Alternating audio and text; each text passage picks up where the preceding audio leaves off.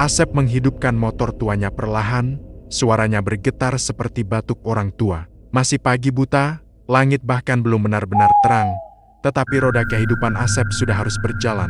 Seperti biasa, di rumah kecil berukuran tak lebih dari 5 kali 6 meter itu, hanya ada suara istri Asep, Yani, yang membangunkan kedua anak mereka, Riko yang masih balita dan Maira yang baru belajar berjalan.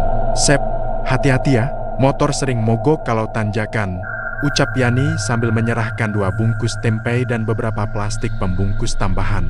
Asep tersenyum kecil, senyum yang lebih mirip usaha keras menutupi lelah yang tak pernah hilang. "Iya, Neng, doain lancar." Ia memakai helm lusuhnya dan melaju perlahan. Setiap hari, rute yang ia lewati tak pernah berubah. Melewati gang sempit, komplek perumahan sederhana, pinggir pasar, lalu berputar kembali. Ia sudah bertahun-tahun berjualan tempe, tetapi tetap saja hasilnya hanya cukup untuk kebutuhan makan.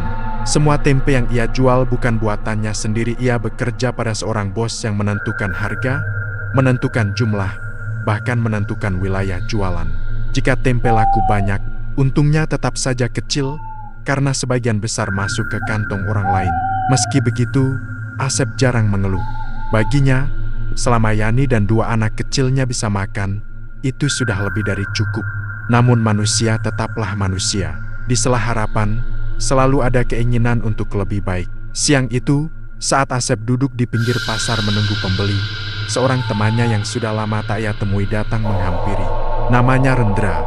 Tubuhnya lebih besar sekarang, wajahnya terlihat lebih terawat, dan pakaiannya jauh lebih bagus dari terakhir kali Asep melihatnya. "Wah, Sep, lama banget kita nggak ketemu," serunya sambil menepuk pundak Asep. Asep tersenyum, tapi matanya tak bisa menyembunyikan rasa heran. "Rendra, kamu sekarang kerja apaan? Kok kelihatannya hidupmu enak bener?" Rendra tertawa, tetapi tawa itu terdengar aneh, seperti menyimpan sesuatu yang tidak mau ia ucapkan terang-terangan. "Biasalah, Sep, namanya juga usaha. Kalau mau maju, harus berani ambil langkah," katanya sambil duduk di samping Asep. "Kamu masih jualan keliling gini?" Asep hanya mengangguk. "Iya, namanya juga belum punya modal." Rendra menatapnya beberapa detik, lalu mendekatkan mulutnya ke telinga Asep, seperti hendak membisikkan rahasia besar. "Kalau kamu mau, ada cara untuk cepat maju. Banyak orang udah coba. Gak perlu modal gede, asal punya keberanian." Asep mengernyit. "Maksud kamu?" Rendra tersenyum tipis, senyum yang membuat tengkuk Asep merinding tanpa alasan jelas. "Ritual, Sep, pesugihan, dijamin hidup langsung berubah." Asep langsung menggeleng. "Jangan bercanda, Rendra, saya mah cukup begini aja." Tapi Rendra menepuk bahunya. "Kalau kamu terus begitu, sampai kapanpun tetap miskin. Anakmu 2, masih kecil. Kamu mau mereka hidup susah terus?" Kata-kata itu menancap dalam, jauh ke titik terlembut dalam hati seorang ayah. Namun Asep tetap tak merespons. Ia hanya diam, dan Rendra pun pergi sambil berkata, "Kalau berubah pikiran, cari saya." Malamnya, setelah anak-anak tidur, Asep dan Yani duduk di dapur kecil mereka. Suasana hening, hanya terdengar suara kipas yang berdecit. "Neng," kata Asep pelan, "kalau kita bikin tempe sendiri, kira-kira bisa nggak ya? Biar nggak usah ikut bos terus." Yani berhenti mencuci piring. "Aku juga sering mikir gitu, Sep, tapi modalnya dari mana? Beli kedelai, beli perlengkapan. Kita makan aja pas-pasan." Asep menunduk. "Iya, aku tahu." Hening kembali mengisi ruangan. Tapi hening itu bukan ketenangan melainkan rasa sesak yang menggantung di antara mimpi dan kenyataan. "Aku cuma pengen anak-anak bisa sekolah nanti," ucap Yani lirih. "Pengen punya rumah yang gak bocor. Pengen lihat kamu gak capek setiap hari." Kata-kata istrinya menampar perasaan Asep lebih keras daripada pukulan manapun. Ia memandangi anak-anaknya yang tidur di ruang utama. Betapa kecil tubuh mereka, betapa polos wajah mereka, dan betapa besar tanggung jawab yang ia pikul. Di malam itu, suara Rendra kembali terngiang-ngiang di telinganya. Kalau mau maju, harus berani ambil langkah. Beberapa hari kemudian, Asep menemui Rendra. Tak banyak kata yang terucap, tetapi keputusan sudah dibuat. Dalam sebuah rumah tua di pinggir desa, mereka melakukan ritual yang membuat bulu kuduk Asep berdiri. Bau dupa memenuhi ruangan, lantunan mantra yang tak ia mengerti terdengar seperti bisikan dari dunia lain. Dan di tengah ruangan terdapat sesajen yang membuat perutnya mual. Namun ia tetap melakukannya. Ia ingin perubahan, ia ingin hidup lebih baik, dan ia tidak tahu bahwa harga dari keinginannya jauh lebih besar dari yang ia bayangkan. Hari-hari berikutnya, perubahan itu benar-benar datang. Asep yang dulu memakai motor butut, kini mengendarai motor mahal. Ia membeli sebuah ruko cukup besar di pinggir jalan kota. Usaha tempenya kini maju pesat. Ia tidak lagi keliling. Banyak pelanggan berdatangan. Asep bahkan memiliki beberapa anak buah yang membantu produksi. Rumahnya pun berubah. Cat baru, lantai keramik, perabotan yang lebih bagus. Perubahan itu terjadi begitu cepat, terlalu cepat. Tetangga-tetangganya mulai berbisik, "Kok bisa ya? Dulu susah, sekarang langsung kaya. Jangan-jangan ada yang aneh." Sampai suatu malam, seorang tetangga pulang lewat depan ruko milik Asep. Ia melihat pintu samping sedikit terbuka. Rasa penasarannya membuatnya mendekat. Saat ia mengintip, tubuhnya langsung gemetar. Asep sedang melakukan ritual aneh sambil membuat tempe. Cahaya lilin redup memantulkan bayang-bayang mengerikan. Suara gumaman yang tidak ia fahami memenuhi ruangan. Tetangga itu lari ketakutan. Beberapa hari kemudian, kejadian yang tak pernah diinginkan siapapun terjadi. Riko, anak Asep yang masih kecil, tiba-tiba kejang. Tubuh mungilnya gemetaran dengan mata terbuka lebar, seperti melihat sesuatu yang tidak terlihat manusia. Yani berteriak histeris, meminta tolong, tetapi Asep hanya berdiri membisu, wajahnya pucat, matanya kosong. Riko menghembuskan napas terakhirnya secara tragis. Dan malam itu, Asep hanya duduk di sudut rumah, menunduk. Di lantai, terselip sisa sesajen ritual. Seolah semuanya menyimpan satu kebenaran gelap. Keberuntungan Asep bukan datang tanpa harga. Dan harga itu adalah darah dari darahnya sendiri. Rumah Asep yang dulu penuh tawa anak-anak, kini terasa seperti ruang kosong tanpa jiwa. Kejadian tragis yang menimpa Riko membuat udara di dalam rumah berubah dingin, seperti ada kabut tipis yang menempel di dinding, menyelinap sampai ke tulang. Yani masih terisak hampir setiap malam. Mata yang dulu penuh cahaya, kini selalu basah dan bengkak, seolah tak mampu lagi melihat dunia dengan cara yang sama. Sejak hari kematian Riko, Asep jarang bicara. Ia lebih sering duduk di teras pada malam hari, menatap kosong jalanan sepi. Wajahnya pucat, tubuhnya kurus, dan matanya tampak cekung, seperti ia kehilangan sesuatu yang lebih besar dari sekadar harta. Tetapi perubahan lain juga terlihat. Ketika Yani atau orang lain mencoba membicarakan Riko, Asep akan diam atau malah marah. Sifatnya menjadi kasar, mudah tersinggung. Beberapa kali Yani melihat Asep keluar rumah tengah malam dengan langkah tergesa dan kembali menjelang subuh, wajahnya basah oleh keringat dingin. Namun yang paling membuat Yani takut adalah ketika Asep bicara sendiri di dapur dengan suara pelan, seolah sedang berdialog dengan sesuatu yang tidak terlihat. "Jangan sekarang, nanti, jangan ganggu dulu." Atau, "Aku sudah kasih, jangan minta lagi." Yani hanya bisa berdiri dari kejauhan, memeluk Mira yang ketakutan setiap mendengar suara ayahnya. Desa mulai resah. Kabar kematian Riko menyebar dengan cepat, apalagi disertai gosip tentang perubahan Asep yang begitu drastis. Banyak yang merasa ada sesuatu yang tidak wajar, dan tentu saja ada yang mengingat malam ketika seorang tetangga melihat Asep melakukan ritual aneh di ruko. Satu demi satu, pelanggan yang dulu begitu ramai di usaha tempe Asep mulai berkurang. Ada yang sengaja menghindar, ada pula yang tiba-tiba merasa takut ketika berada dekat Asep. Beberapa anak buahnya bahkan berhenti karena tidak tahan dengan suasana kerja yang semakin menyeramkan. "Maafkan, saya nggak bisa lanjut," kata salah satu dari mereka. "Saya lihat sendiri semalam, waktu saya mau ambil bahan, Kang Asep kayak ngomong sama bayangan." Asep hanya melotot, membuat pemuda itu lari terbirit-birit. Ruko yang dulu menjadi pusat kesuksesan Asep, perlahan menjadi tempat yang dihindari banyak orang. Bahkan di siang hari, rasanya ada aura gelap yang menyelimuti bangunan itu. Yani semakin tidak tahan. Suatu malam, ia memberanikan diri berbicara kepada Asep. Suaranya bergetar, tapi ia tahu ia harus melakukannya demi keselamatan Mira. "Sep."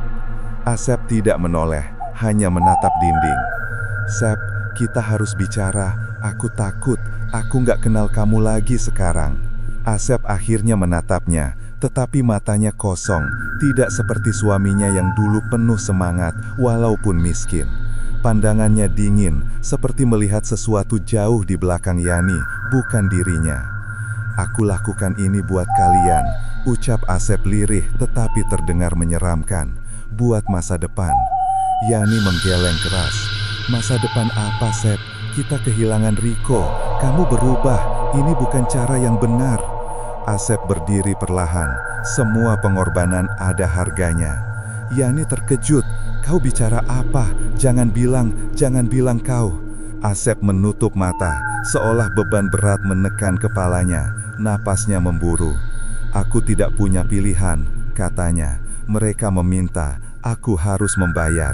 Yani menatapnya dengan ketakutan yang tak pernah ia rasakan sebelumnya. Siapa mereka, Asep? Apa yang sudah kamu lakukan? Asep tidak menjawab. Ia hanya berjalan keluar rumah, membanting pintu dengan keras, hingga membuat Mira terbangun dan menangis. Beberapa hari berikutnya, kondisi semakin memburuk. Yani mulai merasa ada hal-hal aneh di dalam rumah. Piring yang baru dibersihkan tiba-tiba jatuh tanpa sebab. Pintu kamar terbuka sendiri pada tengah malam. Mira yang masih kecil sering menunjuk sudut ruangan dan menangis histeris. Di situ, Bu, ada yang hitam, ada mata besar. Yani memeluk Mira erat-erat, tubuhnya gemetar. Ia merasa rumah itu bukan lagi tempat aman. Ada sesuatu yang mengikuti mereka. Tetangga pun mulai melapor bahwa mereka sering mendengar suara aneh dari rumah Asep. Beberapa mendengar suara orang menangis, beberapa mendengar suara tawa yang bukan suara orang dewasa. Ada pula yang mendengar sesuatu berjalan di halaman pada jam-jam ketika manusia seharusnya tidur. Rumor tentang bayaran dari pesugihan mulai meluas, dan nama Asep disebut-sebut dalam setiap bisikan warga. Suatu malam yang jauh lebih sunyi dari biasanya, Yani terbangun karena mendengar suara langkah kaki dari dapur. Ia mengira Asep sedang mengambil air, tetapi ketika ia melihat jam, jarum menunjukkan pukul 2 lewat sedikit. Jam yang tidak wajar untuk Asep, yang biasanya sudah tertidur lelap karena kelelahan. Ia keluar kamar perlahan, mencoba memastikan, namun yang ia lihat di dapur membuat tubuhnya melemas. Asep berdiri membelakangi Yani, tubuhnya sedikit membungkuk, seolah sedang melakukan sesuatu di atas meja. Tetapi yang membuat bulu kuduk Yani berdiri adalah suara yang keluar dari mulut Asep. Bukan bahasa manusia, bukan pula gumaman biasa. Suara itu seperti campuran dari rintihan, bisikan dan erangan makhluk yang tidak berasal dari dunia ini. Yani menutup mulutnya agar tidak berteriak, tapi saat ia mengambil langkah mundur, Asep tiba-tiba berhenti. Kepalanya menoleh perlahan, lebih lambat dari gerakan normal. Matanya merah, senyumnya mengerikan. "Kamu bangun, Neng." Suaranya terdengar dua lapis, seperti ada satu lagi suara yang berbicara bersamaan dengannya. Yani memeluk dadanya, hampir tidak bisa bernapas. Asep melangkah maju. "Kamu tidak usah takut, semua ini demi kita, demi masa depan." Yani menggeleng sambil mundur. "Ini bukan kamu, Sep, ini bukan kamu." Tiba-tiba lampu dapur berkedip-kedip dan mati, ruangan menjadi gelap. Yani hanya mendengar suara napas berat Asep yang semakin dekat. Dan dari ujung ruangan terdengar bisikan pelan, bukan suara Asep. "Ada yang harus dibayar lagi." Suara itu membuat Yani menjerit. Keesokan harinya, Asep tidak pulang. Warga melaporkan melihatnya berjalan ke arah ruko, membawa sesuatu dalam karung hitam. Yani hanya bisa menangis, memeluk Mira erat-erat, tanpa tahu apa yang sedang direncanakan suaminya, atau makhluk apa yang kini bersemayam dalam dirinya. Namun satu hal pasti, tragedi belum selesai. Bayangan gelap yang menuntut bayaran baru saja membuka babak berikutnya. Pagi itu, kabut seperti sengaja menetap lebih lama di desa. Udara dingin menusuk kulit, dan burung-burung yang biasanya ramai terdengar enggan berkicau. Seolah alam pun tahu bahwa sesuatu yang gelap sedang tumbuh di sudut-sudut tempat ini. Di dalam rumah Asep, Yani duduk memeluk Mira. Wajahnya pucat, kurang tidur, dan penuh ketakutan. Malam yang baru saja dilaluinya bagaikan mimpi buruk yang sulit dihapus. Suara aneh, Asep yang menatapnya dengan mata merah seperti bukan manusia, dan bisikan yang meminta bayaran, semuanya membuat Yani tidak bisa memejamkan mata walau sedetik. Ia hanya menunggu pagi datang, berharap cahaya matahari mampu mengusir bayangan gelap yang menyelimuti hidup mereka. Namun pagi itu, cahaya tidak membawa ketenangan, karena Asep belum pulang. Desa mulai riuh dengan gosip. Beberapa warga mengaku melihat Asep berjalan menuju rukonya dini hari sambil membawa karung hitam besar. Ada yang bilang karung itu bergerak, ada juga yang bersumpah mencium bau busuk menyengat ketika Asep lewat. Tetapi tidak ada yang berani mendekat atau bertanya. Semua hanya diam, mencari aman, sementara rasa takut tumbuh seperti akar yang menjalar ke setiap rumah. Di warung depan gang, pembicaraan warga memanas. "Aku dengar yang mati bukan cuma anaknya," ujar seorang lelaki paruh baya. Suaranya dibuat pelan namun tetap tak bisa menyembunyikan ketegangan. "Tapi belum ada bukti," jawab yang lain, meski ia sendiri terlihat tidak yakin. "Kita kan cuma dengar-dengar." "Dengar-dengar, aku lihat sendiri ruko itu ada bayangan kayak orang, tapi jalannya nggak seperti manusia," seorang ibu menyela dengan suara gemetaran. "Kita harus laporan RT, ini bahaya." Namun sebelum keputusan apapun dibuat, seseorang datang tergopoh-gopoh dari arah ruko Asep. "Cepat ke ruko itu," teriaknya. "Ada suara orang nangis dari dalam, dan bau, astagfirullah, bau apa itu?" Warga langsung saling pandang, rasa takut bercampur penasaran. Tanpa menunggu, beberapa lelaki nekat berlari ke arah ruko.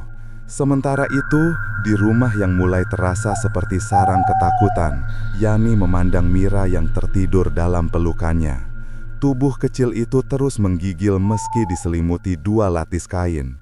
Tadi pagi, Mira sempat terbangun sambil menangis ketakutan. "Jangan biarkan dia masuk, jangan biarkan ayah ke sini, ada yang ikut." Perkataan itu terus mengiang di kepala Yani. Ia tahu ini tidak bisa dibiarkan. Entah apa yang sedang terjadi pada Asep, ia harus mencari bantuan. Dengan gemetar, Yani mengambil tas kecil, memasukkan beberapa baju Mira, dan bersiap keluar rumah. Namun sebelum ia sempat menyentuh gagang pintu, pintu itu digedor keras dari luar. "Duk, duk, duk." "Yani!" Suara berat seseorang menggetarkan rumah. "Buka, ada yang harus kamu tahu." Yani terkejut sampai hampir menjatuhkan Mira. Suara itu bukan suara Asep. Seorang tetangga lelaki, Pak Margo, berdiri di depan pintu ketika Yani membuka sedikit celah untuk mengintip. "Kita harus bicara," katanya dengan wajah tegang, "tentang Asep, tentang ruko itu." Yani langsung merasa lemas. "Ada apa, Pak?" Pak Margo menghela nafas panjang, seolah butuh waktu untuk mengumpulkan keberanian. "Warga, kamu harus ikut lihat. Ruko Asep kini sudah dikelilingi warga. Beberapa menutup hidung, beberapa lagi bergidik ngeri. Bau busuk yang menusuk hidung keluar dari dalam bangunan, seperti daging yang membusuk bercampur hewan mati." Ketika Yani tiba sambil menggendong Mira, langkahnya langsung goyah. Ruko yang dulu menjadi sumber harapan Asep, kini tampak seperti bangunan terkutuk. Jendela-jendelanya gelap, seolah tertutup kabut dari dalam. Pintu depannya terbuka sedikit, menimbulkan decitan mengerikan setiap kali angin berhembus. Bu Yani, salah satu ibu mendekat, menahan dirinya agar tidak menangis. Kamu harus tabah ya." Perkataan itu membuat jantung Yani berdentum keras. Apa yang terjadi?" Pak Margo menelan ludah, lalu menunjuk ke pintu ruko. Kami temukan sesuatu di dalam." Meski seluruh tubuhnya merasa ingin berlari menjauh, Yani tahu ia tidak punya pilihan. Ia dituntun masuk oleh 2 orang tetangga, sementara warga lain menunggu di luar. Begitu masuk, sebuah bau menyengat langsung menamparnya. Mata Yani berkaca-kaca, bukan karena sedih, tapi karena bau itu begitu kuat sampai membuatnya ingin muntah. Di lantai ruangan, terlihat bekas lingkaran hitam seperti hasil pembakaran. Di atas meja produksi tempe, ada sesajen yang sudah layu dan mengerikan. Campuran bunga busuk, darah kering, dan benda-benda yang tidak bisa Yani kenali. Tetapi yang paling membuat lutut Yani hampir menyerah adalah karung hitam yang tergeletak di sudut ruangan. Karung yang sama yang dilihat warga dibawa oleh Asep.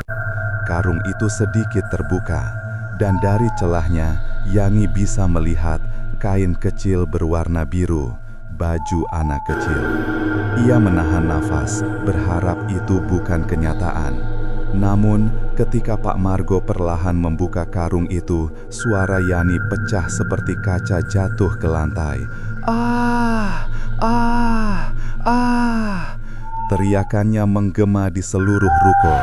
Di dalam karung itu, ada bangkai ayam yang kepalanya hilang, bercampur dengan pakaian kecil yang Yani kenali sebagai pakaian Riko. Tidak ada tubuh manusia di dalamnya, namun simbol-simbol di sekitar karung menunjukkan sesuatu yang jauh lebih mengerikan. Ritual itu belum selesai. Ritual itu menuntut lanjutan, dan simbol paling besar di dinding digambar dengan cairan seperti darah yang sudah mengering, membuat Yani pingsan seketika. Karena simbol itu menggambarkan dua sosok kecil dan salah satunya berambut pendek seperti Mira. Ketika Yani siuman, warga sudah mengerumuninya. Mereka bingung harus apa. Beberapa menyarankan menghubungi polisi, tetapi sebagian besar merasa polisi tidak akan percaya cerita seperti ini. Ada pula yang bilang harus memanggil ustadz atau orang pintar. Namun, satu pertanyaan paling menakutkan selalu muncul.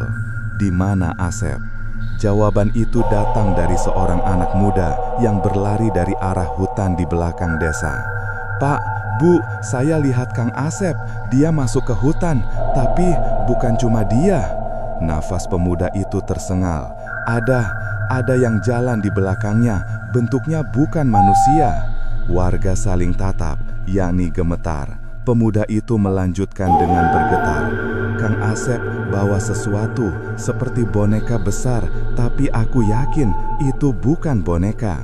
Suasana berubah hening.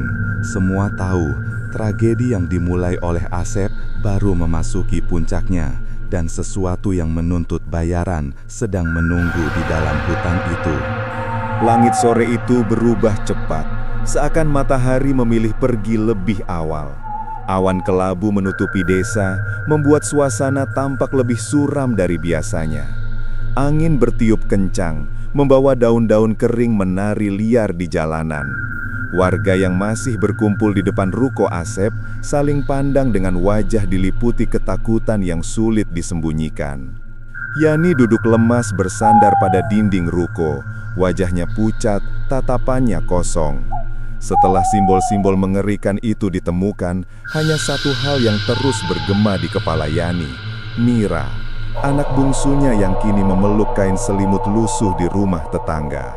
Setiap bayangan tentang kehilangan membuat nafasnya semakin pendek, seolah dunia membenamkannya lebih jauh ke dalam jurang kecemasan yang tak ada ujungnya. Pak Margo berdiri di depan warga, mencoba menetapkan suara. "Kita tidak bisa diam saja. Kalau benar Asep pergi ke hutan dengan sesuatu, kita harus pastikan apa yang sebenarnya terjadi." Seorang bapak lainnya menggeleng cepat. "Pak, hutan itu bukan tempat biasa. Banyak orang bilang di sana sering ada kejadian aneh. Kalau Asep sudah terlibat pesugihan, bisa saja dia mengikuti perintah makhluk gaib. Kita bisa celaka kalau ikut campur. Kalau dibiarkan, bisa lebih buruk," seru seorang ibu. "Bu Yani butuh bantuan." Yani menunduk, suaranya lirih hampir tak terdengar. "Tolong, selamatkan Asep kalau masih bisa. Tapi yang terutama, tolong selamatkan Mira. Jangan biarkan ada yang ambil anak saya lagi." Kata-kata itu menggetarkan hati orang-orang di sana. Walau sebagian takut, mereka tidak tega melihat Yani terus terpuruk. Akhirnya diputuskan, beberapa lelaki desa akan pergi mencari Asep ke hutan, sementara Yani diamankan di rumah salah satu warga. Hutan yang dimaksud letaknya di belakang desa. Tidak besar, tapi terkenal karena banyak kejadian aneh yang terjadi di sana. Beberapa orang hilang bertahun-tahun lalu, hewan ternak sering ditemukan mati tanpa sebab, dan yang paling menyeramkan, banyak warga pernah mendengar suara seperti orang menangis ketika malam turun. Ketika rombongan kecil warga memasuki bibir hutan, udara langsung berubah. Sejuk yang biasanya menenangkan, berubah menjadi dingin mengusik kulit. Semak-semak seperti bergerak tanpa sentuhan, dan bau tanah lembab bercampur sesuatu yang tidak dikenal mengambang di antara pepohonan. "Cepat atau lambat, kita harus kembali," bisik salah satu warga. "Tempat ini tidak benar, tapi kita harus temukan dia," jawab Pak Margo tegas. Mereka mulai berjalan menyusuri tanah yang licin. Matahari yang tenggelam membuat hutan makin gelap. Setiap langkah terasa seperti memasuki dunia lain, sunyi, dingin, dan menyesakkan. Tiba-tiba, seorang pemuda yang ikut berhenti mendadak. "Pak, lihat itu. Di batang pohon besar ada tanda goresan seperti bekas kuku panjang. Bukan bekas alam, jauh lebih rapi dan teratur. Ada 3 garis panjang mengarah ke bagian dalam hutan. Goresan itu seperti penanda jalan atau peringatan." "Asep, lewat sini," gumam Pak Margo, mencoba memberanikan diri. Mereka melanjutkan langkah, mengikuti tanda goresan itu. Semakin jauh masuk ke hutan, semakin kuat mereka mencium bau menyengat. Bukan bau busuk seperti bangkai, tetapi seperti campuran tanah basah dan dupa terbakar, aroma ritual.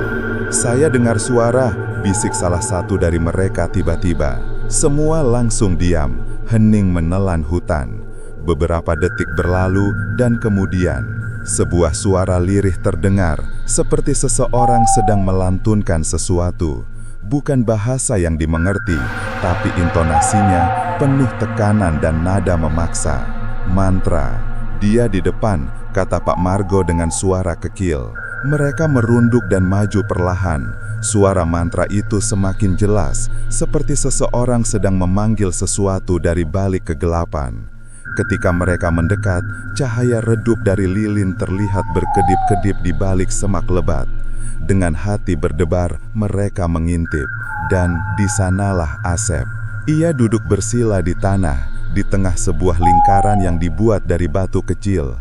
Di depannya ada sesajen, darah ayam, dan sebuah boneka kain lusuh berbentuk manusia. Boneka itu bergerak sedikit, entah karena angin atau sesuatu yang lebih meneramkan. Tetapi yang membuat mereka tercekat adalah keadaan Asep. Matanya merah sepenuhnya, kulitnya pucat seperti kehilangan darah. Mulutnya terus memuntahkan mantra tanpa henti. Namun yang lebih menakutkan adalah bayangan hitam besar yang berdiri tepat di belakang Asep. Bayangan itu tinggi, tidak memiliki wajah, tetapi memiliki 2 mata merah menyala bagaikan bara. Tubuhnya samar, seperti asap pekat berbentuk manusia. Setiap kali Asep membaca mantra, bayangan itu bergerak, seperti menyerap energi dari kata-katanya. Salah satu warga hampir berteriak, namun mulutnya langsung ditutup oleh yang lain. "Kita harus tarik dia keluar," bisik Pak Margo, lututnya bergetar. "Mending kita panggil Ustadz dulu," yang lain membalas dengan suara saking pelannya hampir tak terdengar. "Kalau terlambat, kalau makhluk itu minta korban lagi." Suasana menjadi tegang. Mereka tahu apapun bisa terjadi. Dan saat mereka berdebat dalam bisikan, Asep tiba-tiba berhenti membaca mantra. Kepalanya menoleh perlahan ke arah mereka. Gerakannya pelan, sangat pelan, tidak seperti gerakan manusia. "Aku tahu kalian di situ." Suaranya berlapis, seperti 2 suara berbicara bersamaan. Bayangan hitam di belakang Asep bergerak maju. Seorang warga langsung terjatuh mundur. Asep bangkit berdiri, tubuhnya kaku seperti boneka kayu. "Aku hanya perlu 1 lagi." "Sepuasnya cukup." Suara lantang memotong udara. Semua menoleh. Seorang ustadz tua berdiri di ujung jalan setapak, membawa lampu minyak yang berkelip. Di sebelahnya, Yani berdiri dengan wajah penuh air mata, memeluk Mira erat-erat. Yani menunduk, suaranya lirih, hampir tak terdengar.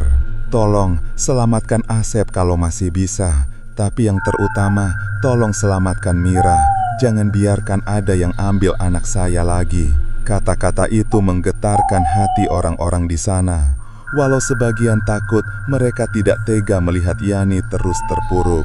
Akhirnya diputuskan beberapa lelaki desa akan pergi mencari Asep ke hutan, sementara Yani diamankan di rumah salah satu warga. Hutan yang dimaksud letaknya di belakang desa, tidak besar tapi terkenal karena banyak kejadian aneh yang terjadi di sana. Beberapa orang hilang bertahun-tahun lalu, hewan ternak sering ditemukan mati tanpa sebab, dan yang paling menyeramkan, banyak warga pernah mendengar suara seperti orang menangis ketika malam turun. Ketika rombongan kecil warga memasuki bibir hutan, udara langsung berubah. Sejuk yang biasanya menenangkan berubah menjadi dingin mengusik kulit. Semak-semak seperti bergerak tanpa sentuhan, dan bau tanah lembab bercampur sesuatu yang tidak dikenal mengambang di antara pepohonan. "Cepat atau lambat, kita harus kembali," bisik salah satu warga. "Tempat ini tidak benar." "Tapi kita harus temukan dia," jawab Pak Margo tegas. Mereka mulai berjalan menyusuri tanah yang licin. Matahari yang tenggelam membuat hutan makin gelap. Setiap langkah terasa seperti memasuki dunia lain, sunyi, dingin, dan menyesarkan. Tiba-tiba, seorang pemuda yang ikut berhenti mendadak. "Pak, lihat itu. Di batang pohon besar ada tanda goresan seperti bekas kuku panjang. Bukan bekas alam, jauh lebih rapi dan teratur. Ada 3 garis panjang mengarah ke bagian dalam hutan. Goresan itu seperti penanda jalan atau peringatan. Asep lewat sini," gumam Pak Margo, mencoba memberanikan diri. Mereka melanjutkan langkah, mengikuti tanda goresan itu. Semakin jauh masuk ke hutan, semakin kuat mereka mencium bau menyengat. Bukan bau busuk seperti bangkai, tetapi seperti campuran tanah basah dan dupa terbakar, aroma ritual. "Saya dengar suara," bisik salah satu dari mereka tiba-tiba. Semua langsung diam, hening menelan hutan. Beberapa detik berlalu dan kemudian sebuah suara lirih terdengar, seperti seseorang sedang melantunkan sesuatu. Bukan bahasa yang dimengerti, tapi intonasinya penuh tekanan dan nada memaksa. "Mantra." "Dia di depan," kata Pak Margo dengan suara kecil. Mereka merunduk dan maju perlahan. Suara mantra itu semakin jelas, seperti seseorang sedang memanggil sesuatu dari balik kegelapan. Ketika mereka mendekat, cahaya redup dari lilin terlihat berkedip-kedip di balik semak lebat. Dengan hati berdebar, mereka mengintip, dan di sanalah Asep. Ia duduk bersila di tanah, di tengah sebuah lingkaran yang dibuat dari batu kecil. Di depannya ada sesajen, darah ayam, dan sebuah boneka kain lusuh berbentuk manusia. Boneka itu bergerak sedikit, entah karena angin atau sesuatu yang lebih menyeramkan. Tetapi yang membuat mereka tercekat adalah keadaan Asep. Matanya merah sepenuhnya, kulitnya pucat seperti kehilangan darah. Mulutnya terus memuntahkan mantra tanpa henti. Namun yang lebih menakutkan adalah bayangan hitam besar yang berdiri tepat di belakang Asep. Bayangan itu tinggi, tidak. Malam itu, setelah tubuh Asep ditemukan tak bernyawa di tengah hutan, warga desa membawa pulangnya dengan suasana hening yang nyaris seperti upacara kematian tak resmi. Tidak ada doa, tidak ada suara kecuali langkah kaki yang teratur, karena semua masih diliputi ketakutan. Hanya terdengar isakan Yani yang terputus-putus, seperti seseorang yang mencoba bernafas di tengah lautan gelap. Di rumah duka, tubuh Asep dibaringkan. Lampu temara membuat ruangan tampak muram. Kain putih menutupi tubuhnya hingga dada. Wajahnya pucat, namun berbeda dari sebelum ia dirasuki bayangan hitam itu. Kali ini ia tampak tenang, seakan beban berat yang menjeratnya selama ini telah terlepas. Namun ketenangan itu tidak membawa rasa damai. Justru sebaliknya, karena di luar warga berbisik-bisik tentang apa yang terjadi di hutan, tentang bayangan hitam, tentang suara mantra, tentang Asep yang berteriak dan bagaimana tubuhnya seperti tersedot sesuatu yang tak terlihat. "Kita harus hati-hati," bisik seorang warga. "Ini bukan kematian biasa," jawab yang lain. Yani duduk di samping jenazah suaminya, memeluk Mira yang tertidur karena kelelahan menangis. Matanya kosong, wajahnya bengkak, hati dan pikirannya berkelindan antara kehilangan, ketakutan, dan rasa bersalah. Ia memandangi wajah Asep lama sekali. "Kamu seharusnya bicara sama aku, seharusnya tidak begini. Apapun masalahnya, kita bisa cari jalan lain." Suara Yani pecah perlahan. Namun suaminya tidak akan menjawab lagi. Tidak akan pernah. Ustadz yang tadi di hutan duduk di sudut ruangan, membaca ayat dengan suara yang bergetar. Walaupun ia berusaha terlihat tegar, keringat dingin masih terlihat di pelipisnya. Ia tahu kematian Asep bukan akhir dari masalah, melainkan pintu menuju sesuatu yang lebih besar dan lebih gelap. Ketika malam semakin larut dan warga mulai pulang satu persatu, hanya Yani, Mira, dan Ustadz yang tetap tinggal. Lampu minyak di sudut ruangan berkelip-kelip. Angin malam merayap masuk melalui celah jendela, membuat tirai tipis terayun pelan. Mira tiba-tiba menggeliat dalam tidur. Bibir kecilnya bergerak, menggumam sesuatu yang tidak jelas. Yani menunduk, mengusap pipinya. Tetapi kemudian suara Mira terdengar lebih jelas. Jangan ambil aku." Tubuh Yani langsung menegang. "Ada yang panggil aku." Ustadz menghentikan bacaannya. "Bu Yani, tolong bangunkan Mira." Yani mengguncang bahu anaknya. "Nak, bangun." Mata Mira terbuka mendadak. Namun bukan itu yang membuat Yani menjerit pelan. Tatapannya kosong, sangat kosong. Bukan seperti anak kecil, melainkan seperti seseorang yang melihat sesuatu jauh di luar dunia ini. Pupil semata Mira mengecil, nafasnya tersengal seolah sedang dicekik oleh sesuatu yang tak terlihat. Dan kemudian suara kecil itu keluar, suara yang bukan suara anak-anak. Dia belum selesai. Mata Yani melebar, tubuhnya serasa membeku. "Makhluk itu masih lapar," Mira berkata dengan suara datar. "Ayah, belum cukup." Yani memeluk Mira erat-erat. "Cukup nak, jangan bicara begitu." Ustadz berdiri cepat, mengambil air doa dan memercikan ke arah Mira. Anak kecil itu meronta, menangis, lalu tiba-tiba tubuhnya lemas kembali. Dan ia tertidur seolah tidak terjadi apa-apa. Yani menangis tanpa suara, menutup wajahnya. "Apa maksudnya Pak Ustadz? Bukankah Asep sudah mati? Bukankah semuanya sudah selesai?" Suaranya bergetar. Ustadz menghela nafas panjang, wajahnya berat seperti memikul masalah seluruh desa. "Tidak Bu Yani, pesugihan tidak pernah selesai hanya karena pelakunya mati. Perjanjian itu sudah terjadi, dan makhluk itu tidak akan berhenti sebelum mengambil semua yang dijanjikan." Yani meneteskan air mata, tubuhnya bergetar hebat. "Apa maksudnya? Apa yang dijanjikan?" Ustadz menatapnya lekat-lekat, lalu berkata dengan suara perlahan, "Anak keturunan." Jantung Yani seakan berhenti berdetak. Keesokan harinya, warga yang masih takut berkumpul di rumah Yani untuk memastikan keadaan aman. Tapi suasana rumah itu tetap dipenuhi hawa mencekam. Di sudut ruangan tempat jenazah Asep disemayamkan, lampu minyak padam tiba-tiba. Padahal baru diganti, padahal sumbu masih panjang. Seorang ibu tua yang ikut membantu menyiapkan makanan menoleh ke arah jenazah. "Bu Yani, itu kain kafannya gerak," katanya terbata-bata. Yani memalingkan wajah perlahan. Kain putih di atas dada Asep bergeser sedikit. "Ada angin," ujar Yani mencoba menenangkan diri, namun suaranya sendiri goyah. "Tidak ada angin, Bu," suara Ustadz terdengar dari belakang. "Saya rasa kita perlu mempercepat penguburan." Warga mengangguk cepat, terlalu cepat, karena mereka takut jika harus tinggal lebih lama.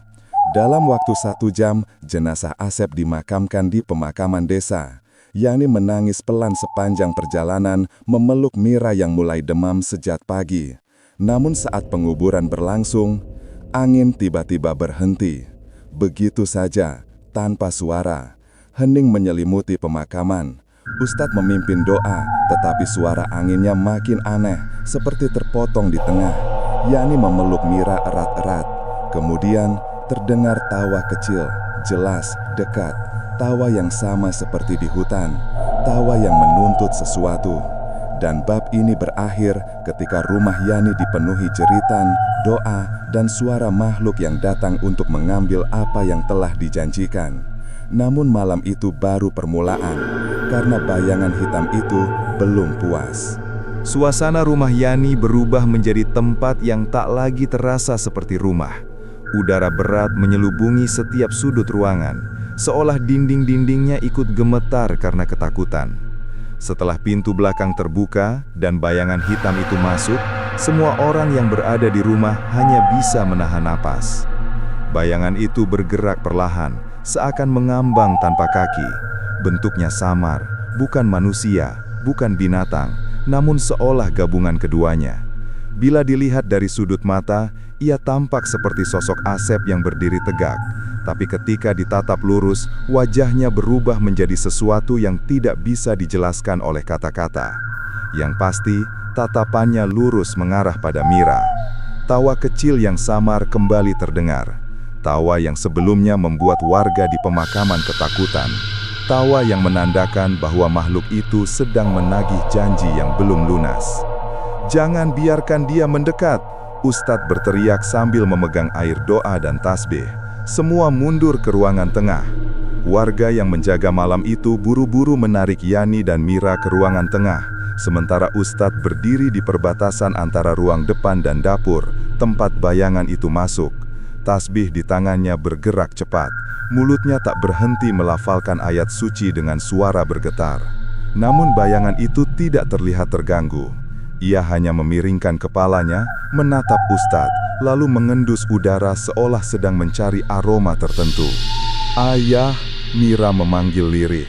Yani langsung memeluk anaknya erat-erat. "Itu bukan anakmu, jangan lihat nak, jangan lihat." Namun Mira tetap menatap makhluk itu dengan mata setengah sadar. Demamnya semakin tinggi, napasnya sesak seperti sedang ditarik oleh tangan tak terlihat. Bayangan itu bergerak, pelan tapi pasti, mendekat. Ustadz mencipratkan air doa ke lantai. "Dengan nama Allah, aku perintahkan kau pergi." Air itu mengenai bayangan tersebut, dan sesaat makhluk itu berhenti. Bentuknya bergetar seperti asap yang terkena angin panas. Tetapi kemudian, sesuatu yang lebih mengerikan terjadi. Makhluk itu tertawa lagi, lebih keras dari sebelumnya. Suara yang menyerupai Asep, namun bercampur dengan suara lain, lebih banyak, seperti ada puluhan makhluk menertawakan manusia yang tak berdaya.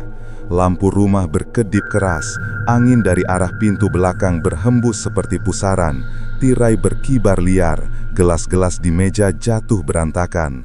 Dan tiba-tiba, bayangan itu berubah bentuk. Tangannya memanjang seperti ranting pohon, hitam dan kurus. Wajahnya mencair, berganti-ganti antara wajah Asep, anak kecil, perempuan, dan beberapa wajah lain yang bahkan tidak dikenal oleh siapapun di dalam rumah. Namun satu wajah yang paling jelas terlihat, wajah anak laki-laki Asep yang sudah menjadi tumbal. Warga yang melihat pemandangan itu menjerit dan mundur. Beberapa menutup mata, beberapa berlari ke sudut ruangan. Yani hampir pingsan, namun tetap memeluk Mira dengan kekuatan terakhir yang ia punya. "Aku tidak akan biarkan kau ambil anakku lagi, tidak lagi." Suara Yani pecah. Makhluk itu mengeluarkan suara lirih, menyerupai Asep. "Yani, lepaskan dia, dia bukan milikmu. Pesugihan tidak bisa dibatalkan." Ustadz maju selangkah, wajahnya pucat namun matanya penuh tekad. "Kau tidak berhak atas anak ini. Perjanjianmu hanya berlaku pada Asep, bukan keturunannya." Makhluk itu bergerak cepat, lebih cepat dari manusia manapun. Tangan panjangnya mencengkram udara seperti sedang memanggil sesuatu yang tak terlihat. Dan Mira tiba-tiba terangkat beberapa sentimeter dari pelukan Yani. "Astagfirullah," Ustadz menjerit, langsung merapal doa lebih keras. "Bu Yani, jangan lepaskan, pegang erat." Yani memeluk tubuh Mira, namun anak itu bergerak seperti ditarik oleh kekuatan besar. Kakinya terangkat, tubuhnya menegang. "Ayah, "Ayah panggil aku." Mira merintih, matanya terbalik ke atas. "Tidak nak, dengarkan ibu, itu bukan ayah, itu bukan ayahmu." Yani menjerit sambil menangis. Tiba-tiba, pintu depan rumah tertutup sendiri dengan keras. Angin berputar seperti angin topan mini di dalam rumah. Suara tawa berubah menjadi jeritan panjang, jeritan yang tidak berasal dari satu mulut, melainkan dari banyak mulut sekaligus. Suara itu membuat seluruh tubuh warga merinding. Ustadz menutup mata sejenak, menarik nafas, kemudian mengangkat kedua tangannya. "Aku tidak biasa melakukan ini, tapi ini darurat." Ia membaca ayat panjang, lebih panjang dari sebelumnya. Suara yang keluar dari mulutnya terdengar lebih tegas, lebih dalam, seolah keluar dari tempat lain yang lebih kuat dari dirinya.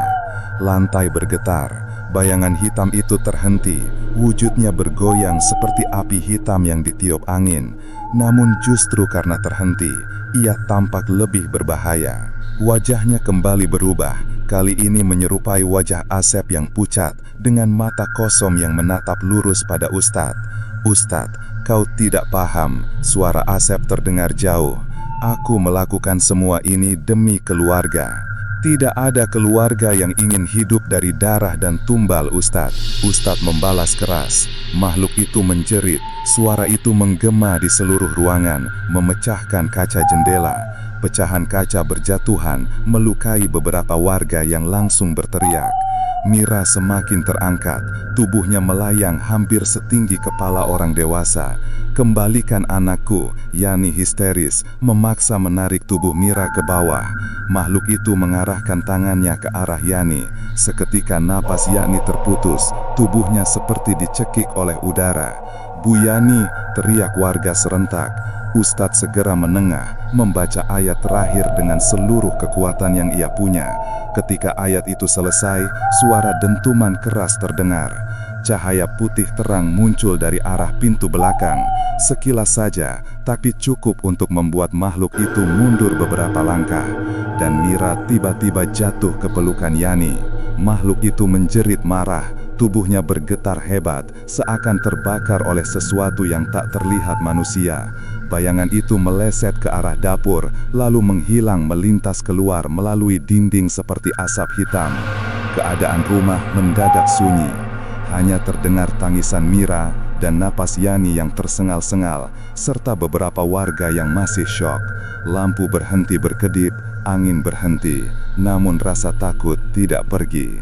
Karena Ustadz berkata dengan suara yang sangat pelan, "Ini belum selesai. Malam ini ia pergi, tapi besok atau lusa atau kapanpun ia mau, ia akan kembali." Yani memandangnya dengan wajah penuh keputusasaan. "Lalu, apa yang harus aku lakukan?" Ustadz menatapnya lama. "Kita harus memutus perjanjian itu, tapi caranya jauh lebih berbahaya dari yang sudah terjadi. Dan malam itu, semua orang di rumah sadar bahwa mereka baru saja melewati badai pertama, tapi badai yang lebih gelap masih menunggu di luar sana." Pagi setelah malam mengerikan itu, desa menjadi tempat yang berbeda. Suasana sunyi seperti tanah lapang setelah kebakaran besar. Orang-orang berjalan pelan, suara mereka lirih, seolah takut bangun dari mimpi buruk yang masih menggantung di udara. Tidak ada yang tertawa, bahkan suara ayam pun terdengar seperti bergema terlalu keras di antara rumah-rumah yang menutup pintunya rapat-rapat. Rumah Yani menjadi pusat bisik-bisik. Banyak yang ingin datang membantu, tetapi hanya berani berdiri di pagar, mengintip sedikit dan pulang dengan cepat. Mereka tahu apa yang terjadi bukan sekadar gangguan biasa. Mereka melihat sendiri serpihan kaca, bekas goresan panjang di dinding, dan hawa dingin yang masih terasa meski matahari bersinar terang. Di dalam rumah, Yani duduk di samping Mira yang tidur lemah. Gadis kecil itu demam tinggi semalaman dan baru tenang menjelang subuh. Wajahnya pucat, bibirnya kering, dan ia menggenggam tangan ibunya seperti takut sesuatu mengambilnya saat mata tertutup. Ustadz datang membawa termos air hangat dan beberapa lembar doa. Wajahnya letih namun tetap tegas. "Bu Yani, bagaimana Mira?" Demamnya turun sedikit, tapi setiap kali ia tertidur, dia mimpi buruk, Dia bilang ayahnya memanggil. Yani menunduk, suaranya hampir tak terdengar. Ustadz menarik kursi dan duduk. Itu pertanda ikatan pesugihan belum putus. Makhluk itu masih menuntut. Yani mengusap wajahnya yang sembab. Apa benar tidak ada cara lain selain menghadapi makhluk itu lagi? Kalau ada jalan lain, pasti saya pilih itu, jawab Ustadz pelan. Tapi perjanjian seperti ini tidak bisa diakhiri dengan doa biasa. Ada yang harus dikembalikan, ada yang harus diselesaikan. Yani menggigit bibirnya hingga berdarah. Asep, kenapa kau lakukan semua ini? Siang itu, rumah Yani ramai oleh beberapa warga yang mulai berani masuk setelah diyakinkan situasinya aman. Mereka membersihkan pecahan kaca, mengganti lampu, dan menutup goresan panjang di dinding. Namun setiap kali menyentuh sesuatu, mereka melakukannya dengan hati-hati, seolah takut bayangan itu muncul lagi. Sementara itu, Ustadz duduk dengan beberapa tokoh desa untuk merundingkan langkah selanjutnya. Ustadz, apakah makhluk itu bisa kembali kapan saja? Tanya salah satu warga. Bisa, jawab Ustadz tanpa ragu. Makhluk pesugihan tidak mengenal waktu. Selama janjinya belum dipenuhi, ia akan mencari jalan untuk menagih. Lalu bagaimana dengan Mira? Tanya ibu-ibu yang berdiri di dapur. Kasihan sekali anak itu. Ustadz terdiam beberapa detik sebelum menjawab. Anak itu adalah sasaran utama sekarang. Ruangan hening, tidak ada yang berani menelan ludah pun. Kalau begitu, apa yang harus kita lakukan? Tanya kepala desa. Pertama, kita harus memperkuat rumah ini, jelas Ustadz. Malam ini, saya akan memimpin doa bersama. Kita tutup semua celah, semua pintu. Tapi, itu hanya menahan. Untuk mengakhiri semuanya, kita harus menemukan tempat di mana Asep melakukan ritual awal. Semua mata menatapnya. Ritual pertama biasanya meninggalkan ikatan paling kuat. Jika kita bisa memutus ikatan itu, insya Allah, makhluk itu tidak punya jalan lagi untuk masuk. Tapi tempatnya di mana Ustadz? Tidak ada yang tahu, tanya warga lain. Ada satu orang yang mungkin tahu, ucap Ustadz sambil memandang ke arah tanah. Siapa? Temannya Asep, yang mengajak dia masuk ke pesugihan. Warga langsung saling pandang. Orang itu sudah lama menghilang. Sore hari, ketika orang-orang selesai membersihkan rumah, Ustadz mengajak Yani bicara empat mata. Mereka duduk di depan kamar Mira yang pintunya sedikit terbuka. Bu Yani, saya perlu bertanya sesuatu yang sangat penting. Yani mengangguk tanpa suara. Apakah Asep pernah menyebut seseorang, seorang teman, atau seseorang yang dulu mengajaknya ke dunia ini? Yani mencoba mengingat. Ada, tapi dia tidak pernah menyebut nama. Katanya hanya teman lama, teman yang ingin membantu. Apakah dia pernah menyebut tempat mereka bertemu, lokasi ritual pertama? Yani menggeleng. Tapi, ada satu hal. Ustadz mencondongkan tubuh. Apa itu? Beberapa minggu sebelum semuanya berubah, Asep sering pulang larut malam. Tangannya bau tanah, dan di celananya ada debu halus seperti abu kayu. Abu kayu, Ustadz mengulang. Iya, dan satu kali, saya melihat ada noda seperti tanah merah di sepatunya. Bukan tanah dari kebun atau desa kita. Ustadz tertegun beberapa detik. Tanah merah, tanya Yani cepat. Ustadz tahu tempatnya? Ustadz tidak langsung menjawab. Ia memandang keluar jendela, wajahnya semakin muram. Ada satu tempat di luar desa yang tanahnya berwarna merah darah, jelasnya.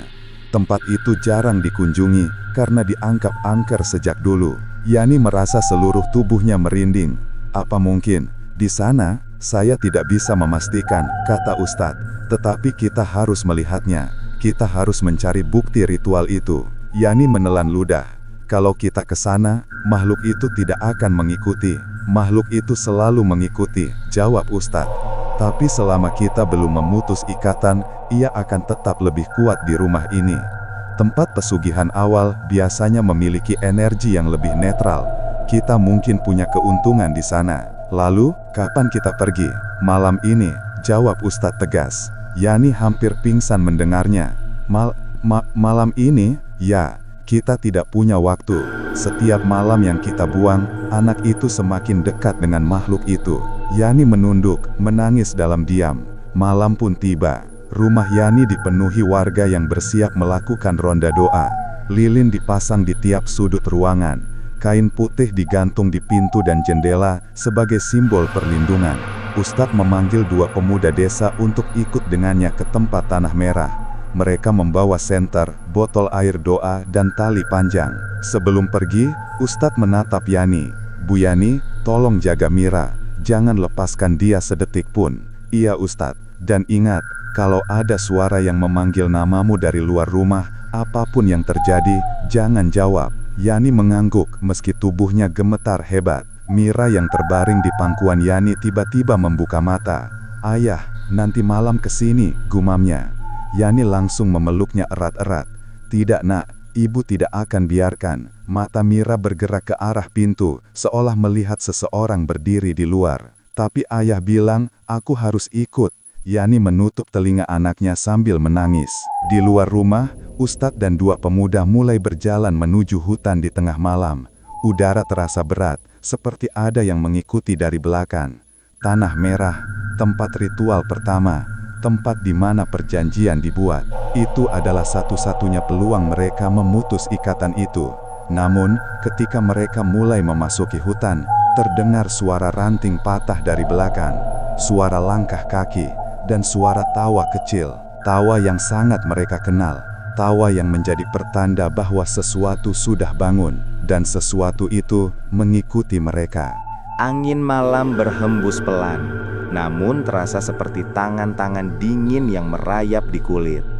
Ustadz dan 2 pemuda desa, Randi dan Surya, berjalan menyusuri jalan setapak menuju hutan yang tak pernah mereka dekati pada malam hari. Langkah mereka berat, bukan hanya karena gelap, tetapi karena bisikan-bisikan samar yang terdengar dari balik pepohonan.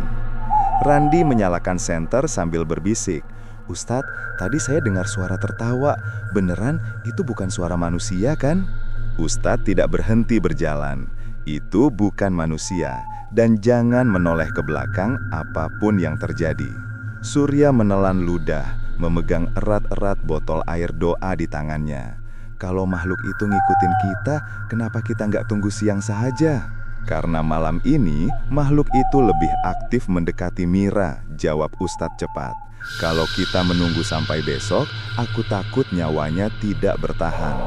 Mendengar itu, kedua pemuda mengangguk, meski hati mereka ciut. Semakin dalam mereka masuk ke hutan, semakin kuat aroma tanah basah dan sesuatu yang lebih menyengat, seperti bau bangkai lama. Akar-akar pohon menjulur kemana-mana, dan suara dedaunan terasa seperti ada yang berjalan di samping mereka. Tiba-tiba, duk, duk, duk, suara langkah berat terdengar dari belakang. Surya menggenggam lengan Randi. "Itu bukan kita kan?" "Jangan lihat," kata Ustadz lagi. "Terus berjalan, kita sudah dekat." Namun suara langkah itu semakin cepat, semakin dekat, semakin berat. Lalu terdengar suara berbisik tepat di belakang telinga Randi. "Kenapa buru-buru?" Randi gemetar hebat, hampir menjatuhkan senter, tapi ia memaksa dirinya menatap tanah. Surya menutup telinga, bergetar ketakutan. Ustadz menambah kecepatan langkahnya. Sedikit lagi, tanah merah harusnya. Senter Nandi menangkap sesuatu di depan mereka. Sebuah tanah lapang kecil, warnanya merah gelap, seperti darah yang sudah mengering. Tanah merah itu memantulkan cahaya dengan cara yang tidak wajar, seperti memancarkan kilau dari dalam. "Ini tempatnya," gumam Ustadz. Tanah merah itu berbeda dari tanah biasa. Tidak ada tanaman tumbuh di atasnya, tidak ada serangga, tidak ada daun jatuh. Hanya lingkaran tanah merah yang licin seperti baru diguyur hujan, padahal langit cerah. Ustadz mengangkat botol air doa. Kita harus mencari jejak ritual, batu, abu, atau benda yang dikubur. Randi dan Surya mulai memeriksa sekitar, menggali sedikit tanah dengan tangan. Tak lama kemudian, Surya menjerit kecil, "Ustadz, saya nemu ini." Ia mengangkat sesuatu dari tanah, sebuah mangkuk kecil dari tanah liat, penuh noda hitam yang sudah mengeras. Ustadz mengambilnya, mengamati dengan wajah berat. Benar, ini mangkuk sesaji. Randi menemukan potongan kain hitam sobek di balik akar pohon. "Ustadz, ini kayak kain ritual." Namun sebelum Ustadz sempat memeriksanya, angin kencang berembus dari arah belakang. Cahaya senter bergetar, suara dedaunan meretak. Suara langkah berat itu kembali. Duk, duk, duk. "Ustadz, suara Surya hampir tidak keluar. Dia datang." Ustadz berdiri tegak, meneteskan air doa ke tanah merah. "Dengan nama Allah, aku putuskan perjanjian ini. Semua ikatan yang dibuat oleh Asep akan dikembalikan." Tanah merah bergetar, seperti ada sesuatu di bawahnya yang bergerak. Namun kemudian, tawa itu muncul. Tawa panjang, menggema dari segala arah, membuat jantung seakan diremas.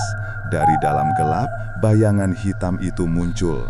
Dari jauh bentuknya manusia, tapi semakin mendekat, semakin terlihat wujud sebenarnya, seperti campuran tubuh manusia, hewan, dan wajah-wajah yang berganti-ganti. Wajah Asep muncul paling jelas. "Aku belum selesai," makhluk itu mendesis. Randi mundur hampir jatuh. "Ustadz, dia kuat banget." Ustadz mempercikan air doa ke tanah. Cahaya putih kecil muncul, namun cepat padam. Makhluk itu tertawa lagi. "Kau pikir semudah itu memutus janji? Pergi," teriak Ustadz. "Kau tidak punya hak atas anak itu." Makhluk itu menatap Ustadz dengan mata hitam legam. Yang membuat janji adalah ayahnya. Darah yang mengikat adalah darah anaknya. Randi dan Surya ketakutan sampai tubuh mereka gemetar hebat. Makhluk itu menjulur tangan hitam panjangnya menuju ke dada Ustadz. "Kau tidak mengerti. Aku tidak mengejar anak itu karena aku lapar." Ia mendekat. Wajahnya berubah menjadi wajah Asep yang tersenyum pucat. "Aku mengejarnya karena dia warisanku." Ustadz terhenyak. "Apa maksudmu?" Makhluk itu kembali tertawa. "Asep tidak hanya meminta kekayaan, dia meminta penerus. Anak laki-lakinya sudah menjadi tumbal pertama, kini tinggal yang kedua." Randi menjerit, "Gila, dia ngomong apaan?" Tanah merah tiba-tiba retak, sesuatu bergerak di bawah permukaan tanah.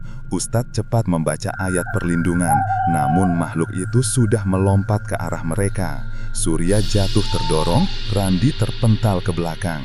Makhluk itu mendarat tepat di tengah lingkaran tanah merah. Dan saat kakinya menyentuh tanah, tanah itu berubah seperti lumpur hidup. Tangan-tangan hitam kecil meraih tubuh makhluk itu, menariknya ke bawah. Wajah-wajah kecil muncul dari retakan tanah. Wajah-wajah seperti hasilan ritual yang gagal atau korban lain yang tidak diketahui. Makhluk itu menjerit, suara yang memekakkan telinga. Tubuhnya bergetar, retak, kemudian berubah bentuk menjadi asap gelap yang mencoba melarikan diri. "Tidak, belum selesai," jeritnya. Ustadz cepat menumpahkan air doa terakhir ke tanah merah. Tanah itu bergolak seperti mendidih. Makhluk itu tertarik lebih dalam. Jeritannya berubah menjadi suara Asep. "Yani, tolong aku, tolong." Ustadz menutup mata, tetap membaca ayat. Tanah merah menelan seluruh bayangan itu perlahan sampai tidak ada suara lagi. Hening, angin berhenti, hutan menjadi sunyi total. Randi menutup mulutnya, terisak syok. "Ustadz, apakah itu selesai?" Ustadz jatuh berlutut, kelelahan. "Tidak, belum sepenuhnya. Kita baru memutus ikatan di tempat ini, tapi perjanjiannya masih ada." Surya membantu Ustadz berdiri. "Ustadz, kalau begitu kita harus buru-buru pulang. Mira sendirian di sana." Ustadz membuka mata dengan wajah pucat. Benar, makhluk itu mungkin belum musnah, hanya tertahan. Kita harus kembali secepatnya. Randi mematikan senter, menelan ludah. "Kalau begitu, kita harus buru-buru pulang ke rumah Bu Yani." Ustadz menjawab dengan suara pelan namun pasti. "Maka malam ini akan jadi malam paling berbahaya." Tanpa menunggu, mereka bertiga berlari keluar hutan, meninggalkan tanah merah yang kini kembali diam, seperti tidak pernah menelan makhluk apapun. Namun, mereka tidak sadar, dari bawah tanah merah itu, tangan kecil yang hitam bergerak. Malam itu, Hujan turun pelan seperti sedang menenangkan bumi yang baru saja menyaksikan begitu banyak hal kelam. Desa tempat Asep tinggal sudah berubah menjadi tempat penuh bisik-bisik, rasa takut, dan kecurigaan. Kematian anak Asep yang begitu mendadak, keanehan pada diri Asep, serta rumor tentang ritual gelap yang sempat dilihat warga, membuat suasana desa seperti ditutupi kabut yang tidak mau pergi. Rumah Asep yang dulunya sederhana, kini berdiri megah dengan tembok kokoh dan pintu besi. Namun rumah itu tidak pernah terasa sebagai rumah bagi siapapun. Istrinya sudah beberapa hari tidak terlihat keluar, dan para tetangga menduga ia hidup dalam ketakutan yang ia pendam sendiri. Asep pun jarang terlihat di siang hari, lebih sering keluar malam, seperti seseorang yang bertemu sesuatu yang dunia tidak pernah tahu. Beberapa warga yang paling tua dan paling peka terhadap hal gaib sepakat bahwa ada sesuatu yang mulai lepas kendali dari diri Asep. Mereka mengingatkan tetangga lain untuk tidak terlalu mendekat, tidak mengusik, dan tidak mengungkit. Mereka tahu ada batas antara urusan manusia dan urusan makhluk yang tidak boleh dicampuri. Tetapi sesuatu terjadi, sesuatu yang membuat batas itu segera hancur. Pada suatu malam, terdengar suara teriakan dari rumah Asep, teriakan yang tidak seperti suara manusia pada umumnya. Warga yang mendengar langsung saling menatap dengan wajah ketakutan. Seolah seluruh desa sadar bahwa malam itu ada sesuatu yang lebih besar sedang berlangsung, sesuatu yang tidak bisa mereka cegah atau sembunyikan lagi. Teriakan itu tidak hanya terdengar satu kali, melainkan berulang, diselingi suara benda pecah dan hentakan seperti perkelahian.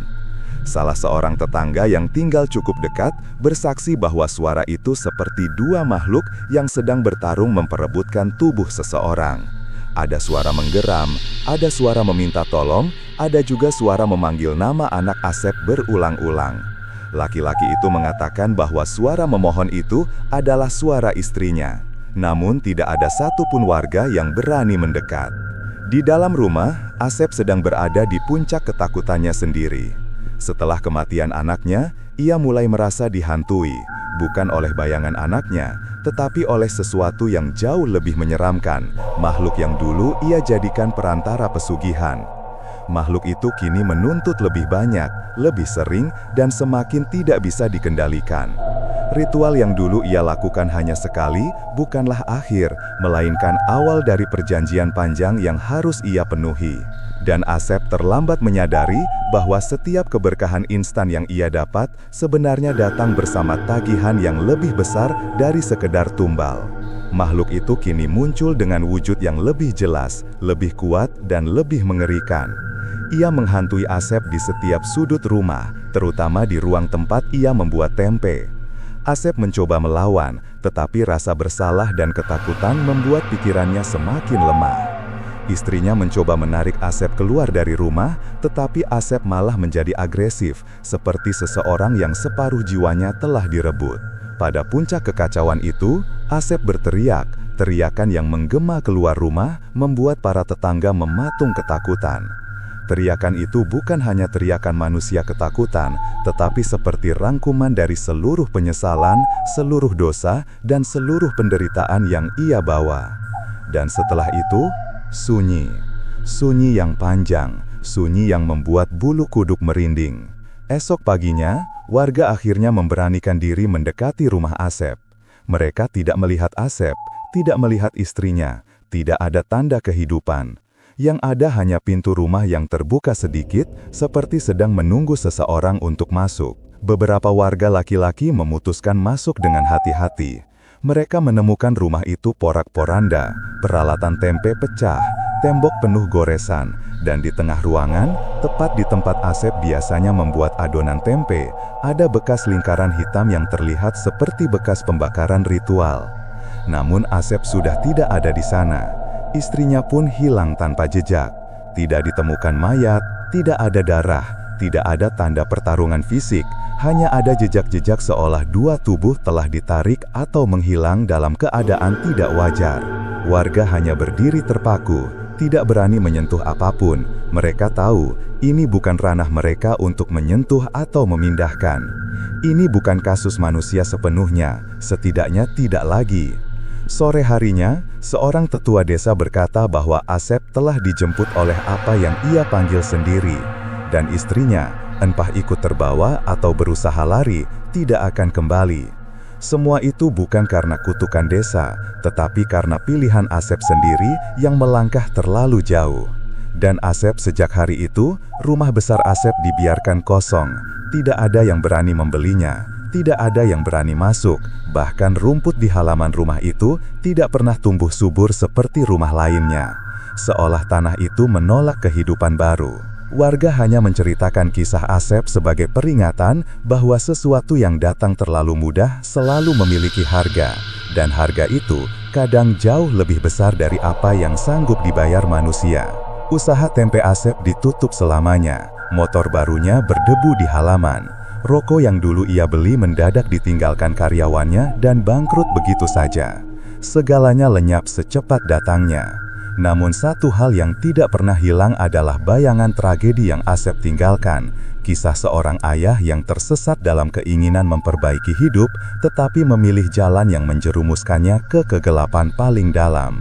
Kisah yang menjadi penutup dari seluruh kehidupan Asep dan peringatan bagi siapapun yang mencoba mencari jalan pintas.